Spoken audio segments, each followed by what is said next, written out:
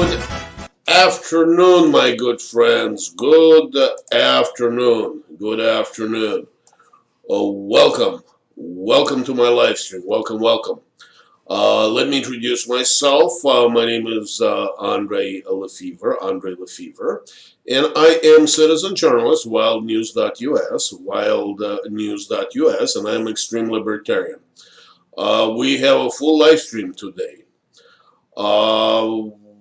I have called Nike this morning to speak, to get a comment on Colin Kaepernick's being their face now in their major ad campaign. And if you don't know who Colin Kaepernick is, well, I suggest spend some money and buy yourself a life. If you don't know who he is, well, I can't help you. I got a very surprising answer. I'm going to play it to you in a second. Also, China looks like wants to put Africa into a debt, so they're dependent on them. They're offering them some good money. Going to touch upon that as Venezuela's economy collapses and Turkey's economy collapses. They are investing. The citizens are invested in cryptocurrencies. Also, we have a very interesting situation with the Judge Kavanaugh nomination. It looks like Democrats decided to die on the Kavanaugh Hill, almost literally.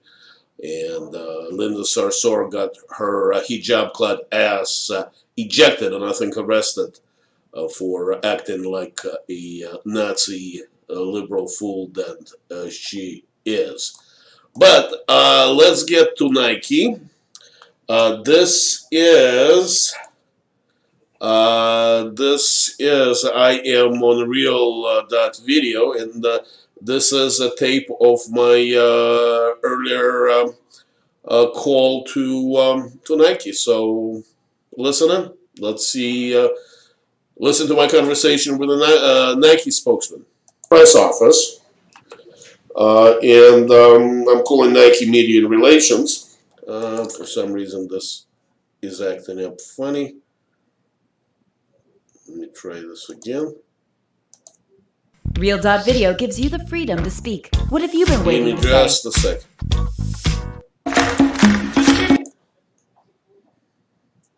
For a few minutes. In Democrat. I'm convinced. Here we go. Burning Nike merchandise. A new Nike ad campaign, racial injustice. In response, people opposing to Kaepernick protests quickly began posting videos in which Nike products were destroyed. You can go to Business Insider, but you know what? Let's call Nike press office. And I'm calling Nike Media and Relations. And let's ask them why they decided to go that route. You have reached the U.S. Media Relations line. If you are a member of the media on deadline, please press 1. If you would like to... Yeah, we are. While I transfer your call. Nike Media Relations. Hello, Nike Media Relations. Name is Andre Lefevre, wildnews.us. Have to warn you, I'm live streaming this phone call. How are you today? All right, how are you? Doing pretty good. I'd like to find out, like to get your comment on Colin Kaepernick being in your ad campaign. The question is, does your company support Democratic Party in the upcoming elections? Is this why you guys chose Colin Kaepernick? We have no comment, but what I can have you do is email our media relations inbox, media.relations@nike.com, and there you can get additional information. So there's no statement, there's no information that Nike allows you to state. Again, you're on a live stream. So basically you're hiding behind no comment. Am I correct? We're not commenting on that, but we can give you more information if you choose to email our media relations inbox. Oh, okay. All right. Are you receiving a lot of phone calls trying to comment on this situation? A normal amount. Is your company okay in displaying American flag on their apparel?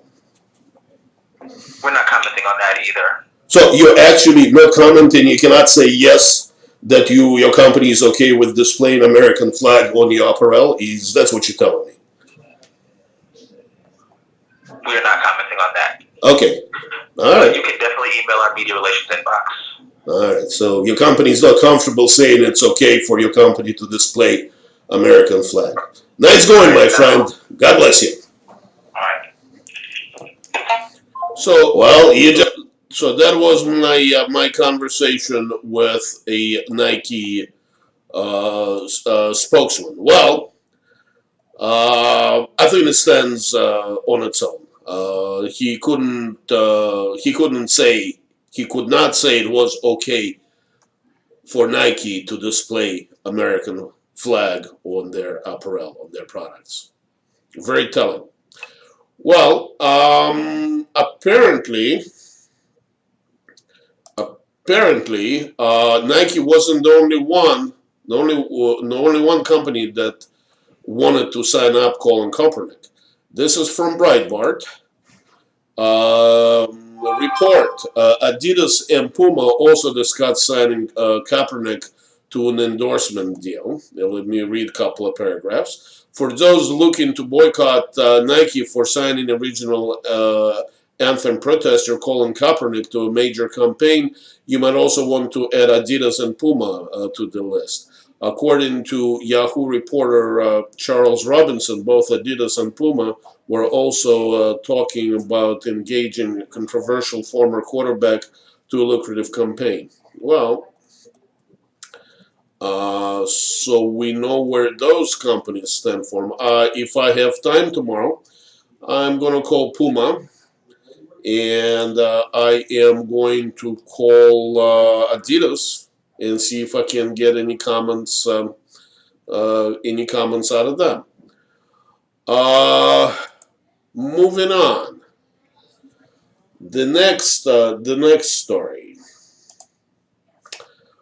Tomorrow, the Silicon Valley billionaires are due to testify in front of Congress. Here's the headline from CNET. Facebook, Twitter, and Google have a lot to prove to Congress. Facebook's Sheryl Sandberg, Twitter's Jack Dorsey, and Google's Larry Page have been invited to testify this week. And let me read. Tech is once again in Washington spotlight, and not in a good way. Facebook COO Sheryl Sandberg, Twitter CEO Jack Dorsey, and Larry Page, CEO of Google's parent company Alphabet, have been invited to testify before committees on Capitol Hill Wednesday. But they're not there to spread the gospel of free speech, the open internet, or the wonders of technology. The State Select Committee on Intelligence wants to talk about foreign influence operations and their use of social media platform. The House of Representatives Energy and Commerce Committee, meanwhile, has titled the hearing Twitter, Transparency and Accountability. When decisions about data and content are made using opaque process, the American people are right to raise concerns, House Energy and Commerce Chairman Greg Walden said in the statement. This committee intends to ask tough questions. Well, I am going to be glued to the news tomorrow to see what kind of questions those billionaires are going to be asked. It is a fact, a proven fact now, that the conservative and libertarian users of the social platforms, small ones like myself, and the huge ones like Alex Jones have been shadow banned to almost non-existence or banned outright, like Alex Jones and some of the other big ones, such as Prager's U. It is an obvious attempt by the big tech billionaires to influence the upcoming November elections. And I suspect they have long-ranging plans in turning us, the American citizens, and probably the whole world, in something akin to the Huxley's Brave New World. And if you haven't read the book, I suggest you do. Let's see. The next story. Now, I did a Google search for Kavanaugh confirmation, and let me see if I can enlarge this. Here we go. As a matter of fact, let me just go like this. I did Kavanaugh confirmation, and I went. Let's go like this. So this is on the regular. So Kavanaugh confirmation hearing turns into outrageous Senate circus. So they're displaying CNN, Fox News, Los Angeles Times. Let's see. Kavanaugh confirmation on Twitter. Again, this is Google search. Just walked up to Judge Kavanaugh this morning, Sessions Senate, put my hand to introduce myself as Jamie Guttenberg's dad. He pulled his hand back, turned his back on me, and walked away. I guess he did not want to deal with reality of gun violence. This is a parent of a child who died in a school shooting. It just tells you what Google wants to put on top. This is another. This is video. Protesters arrested at the hearing room of the Kavanaugh confirmation hearing, asking the hearing to end. And this one is Judge Kavanaugh was not responsible for the Parkland school shooting that killed my daughter. FBI and Sheriff Israel are. Judge Kavanaugh is a decent man and should be confirmed. Stop weaponizing Parkland to advance a dangerous political agenda. Apparently, Judge Kavanaugh hearing, the libs want to turn it into a Second Amendment debate. Videos. We have Fox 10 Phoenix, New York Times, C-SPAN. I'm just telling you what Google search comes up with. CBS News, Vox, of course, ABC News, CNN, NPR, CNN, The Atlantic, New York Magazine Daily. So this is the front page. And let me go back to the news.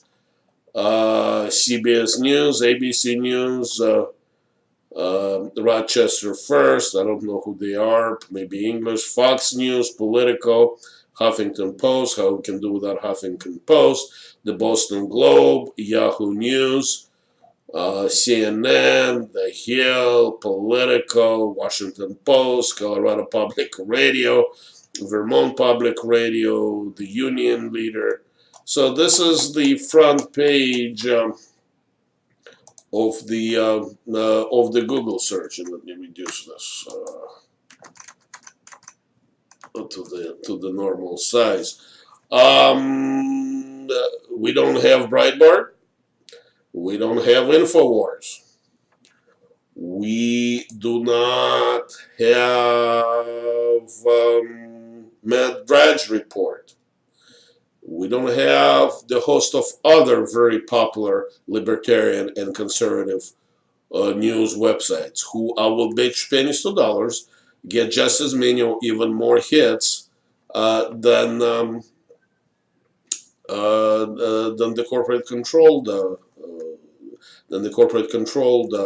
websites. Well,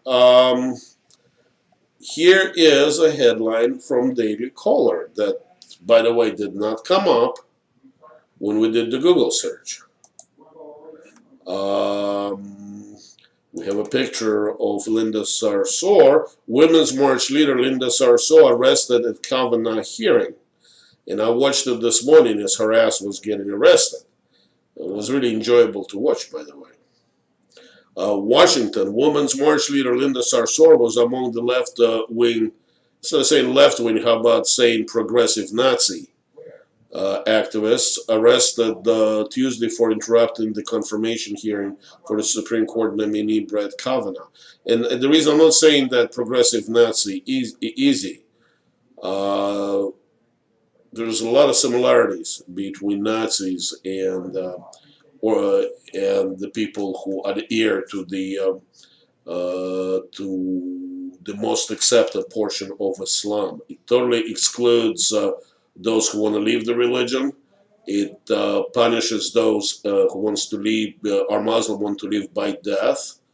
It treats women like household animals, and it is extremely restrictive on personal freedoms. And it is not surprising that Linda Sarsour, who is not shy about professing that Nazi religion, that Nazi-like religion, is a darling of the Democrat and progressive Nazis.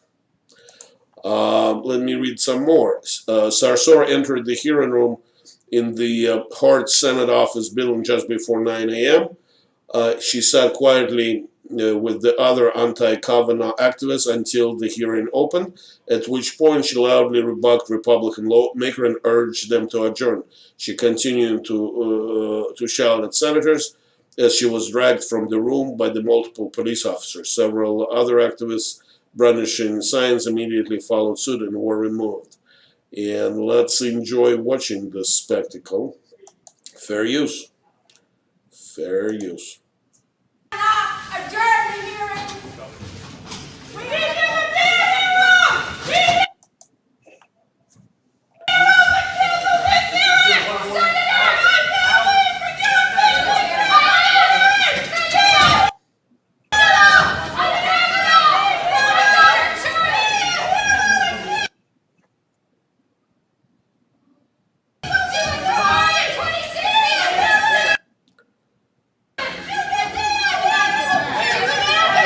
Sounds like a bunch of cats, doesn't it?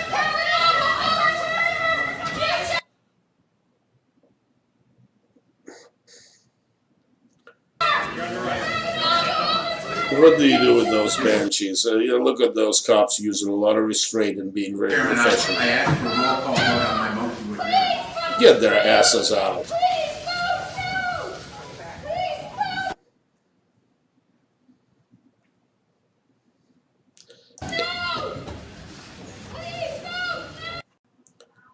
Anyways, I can watch it again and again and again.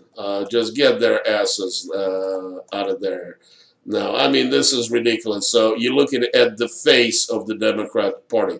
It is obvious that they've decided to die on the Kavanaugh Hill. I mean, I really, how, except brain deranged people who have Trump derangement syndrome, who else is going to find that behavior attractive, and who else is going to decide that, wait, all of a sudden I want to vote for the Democrats after that? Yeah, it is nuts. Here's the next story. This one is from RT. China pledges 60 billion to Africa, rejects debt trap claims. Actually, that's exactly what China wants to do. Let me read a couple of paragraphs.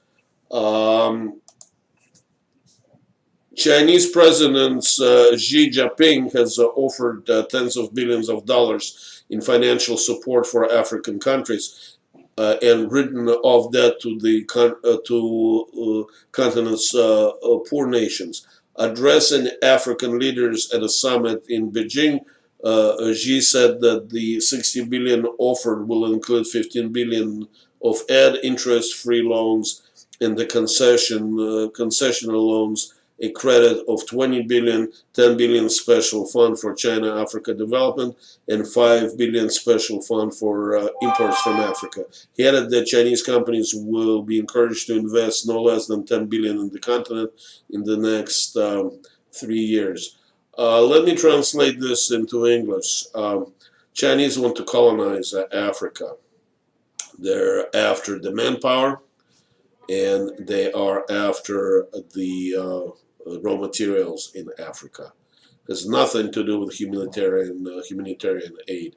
Just look at the way Chinese treat their own people, and that is not a pretty sight. The next story. This one is from newsbtc.com. Headline: Cryptocurrency remains safe haven as economies of Venezuela and Turkey collapse.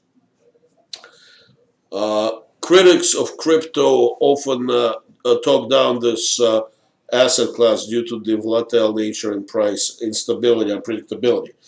However, in countries prone to economic instability, crypto assets can prove to be a safe haven in periods of rampant inflation and flawed monetary policy. The citizens of Venezuela have undisputedly had a rough year with their Venezuelan bolivars inflating by upwards of 100,000% to become nothing more than paperweights. Although President Maduro is making moves to combat hyperinflation, which are falling, by the way, some claim that it may be already too late. Citizens throughout the South American country have already fallen into financial ruin. Keeping this in mind, Zen Biloham Herald, the head of the strategy in blockchain, recently brought up an interesting point about how digital assets operate as an alternative to stable fiat currencies or safe haven assets, gold. Regular people, and I'm reading it looks like this is a tweet. Regular people in an inflation-prone countries like Venezuela, Turkey, Iran, Zimbabwe are selling their life savings, are seeing their life savings disappear. They don't have easy access to stable fiat currencies or safe haven assets. This is why we need stable digital assets that are universally accessible. Go to newsbtc.com and read the article. It is very informative. Let me say a few things about that. Our Western currencies are not worth anything. The only reason that the dollar is worth anything is because we've been brainwashed into accepting this worthless paper. It's not even paper anymore. It's digital blips that the